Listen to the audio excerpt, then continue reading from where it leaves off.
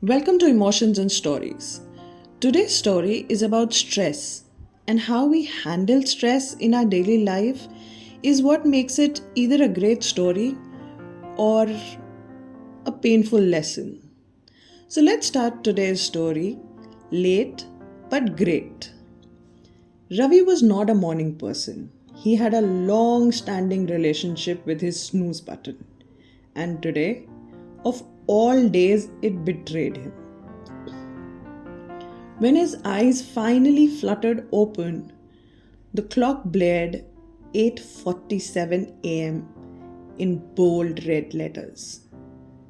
His life-changing interview, the one that could turn his career around, was at 9:30 a.m. across the city. Panic hit him like a bucket of cold water. Oh no, oh no, oh no, Ravi muttered, jumping out of bed and scrambling to get his clothes. His room instantly became a battlefield with socks flying, tie knotting itself in a mess, and his briefcase mysteriously AWOL. At 9:05, Ravi finally burst out of his apartment building, tie hanging loose, the briefcase in hand. The usually bustling street was eerily quiet. Not a single taxi in sight. Seriously? Every day there are 50 of them honking under my window, he grumbled. A few frantic minutes later, he spotted one in the distance. Waving his arms like a man possessed, he caught the driver's attention. But as luck would have it, the driver shook his head, saying no. Out of fuel, brother, he shouted before driving away. Desperate, he began running down the street, waving his phone at every passing car in the hope of finding a cab. A few drivers laughed, a couple of aunties glared. One man even shouted, "Are you all right?" Finally, at 9:15, a cab stopped for Ravi.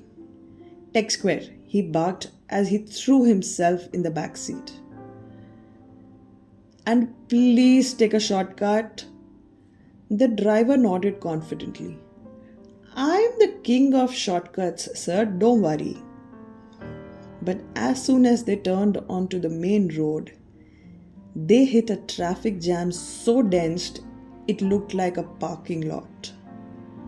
Horns blared, drivers yelled, and Ravi stared at the clock.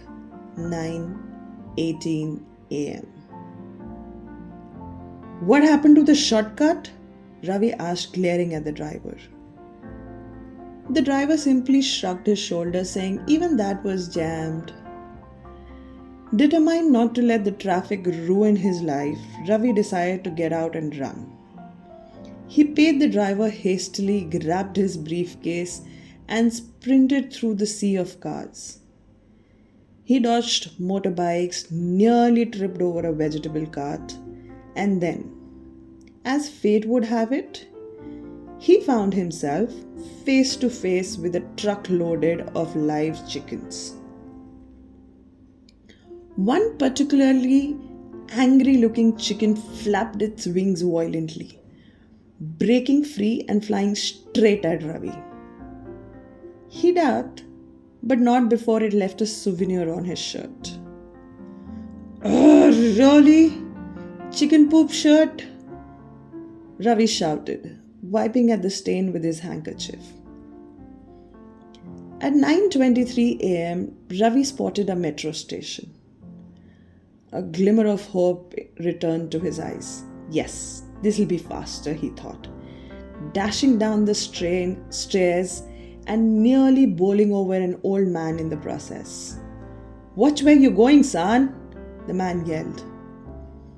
Inside the station, Ravi fumbled with the ticket machine, fed it cash, and grabbed his token.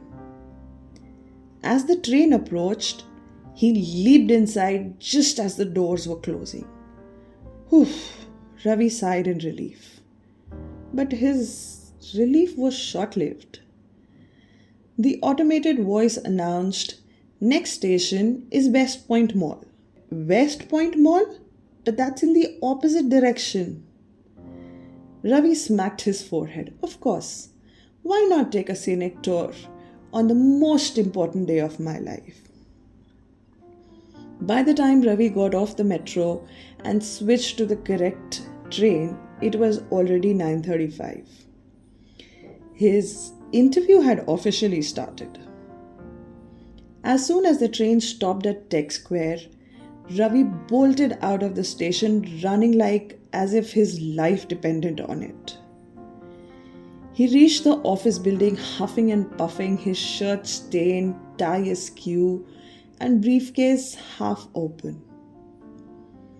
He pushed past the revolving doors, ignoring the bewildered stares from the security guards, and sprinted towards the elevator.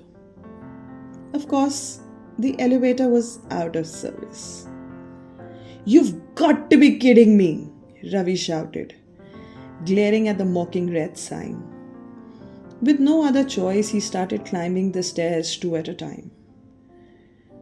By the time he reached the 15th floor, his legs felt like jelly, and he could hear his heart pounding in his ears. At 9:47 a.m., Ravi burst into the conference room and face planted himself on the carpet. The panel of interviewers stared at him wide-eyed. One man coughed, trying to suppress his laughter. Another woman raised an eyebrow at his disheveled appearance. "Good morning. I'm sorry for being late," Ravi said, bending over, clutching his knees as he struggled to catch his breath. The panel exchanged amused glances. "You must be Ravi," the woman said, a smile tugging at her lips. "We were just discussing your resume. Have a seat." Ravi collapsed into the chair. Realizing he was sitting on the edge of his briefcase, he tugged, and the briefcase, which was half opened completely, spilling papers everywhere. "Of course," he muttered under his breath. To Ravi's surprise, the interview didn't go as badly as he had feared. The panel seemed entertained by his chaotic entrance, and when he sheepishly explained the morning's events, they burst out laughing. "Well, if nothing else, you've proven that you can handle stress and think on your feet," one of the interviewers said, grinning. Encouraged, Ravi spoke passionately about his qualifications and ideas, ignoring the chicken poop stain on his shirt and the sweat dripping from his temple. By the end of the interview, he felt lighter, even hopeful. As he was leaving the room, the woman who had smiled earlier called out, "Ravi, just one more thing." Ravi turned, bracing himself for bad news. She said, "Next time, maybe leave home a little earlier." Ravi chuckled.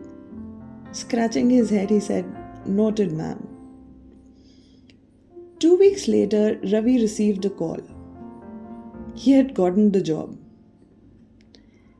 As he sat in front of his computer screen staring at the offer letter, he couldn't but laugh. His chaotic, obstacle-filled journey to the interview had turned into a story he would tell for years. Sometimes life throws every possible hurdle your way. But if you keep running, dodging the chickens and climbing the stairs, you might just make it. Late, disheveled, but still successful. I hope you enjoyed today's story. Stress, the very thought of it is mind-boggling. But if we can find the courage to handle it and keep moving forward by keeping one foot in front of the other, we'll definitely end the day with stories to share. Do tell us how you found today's story and like, share, and subscribe the channel. Thank you.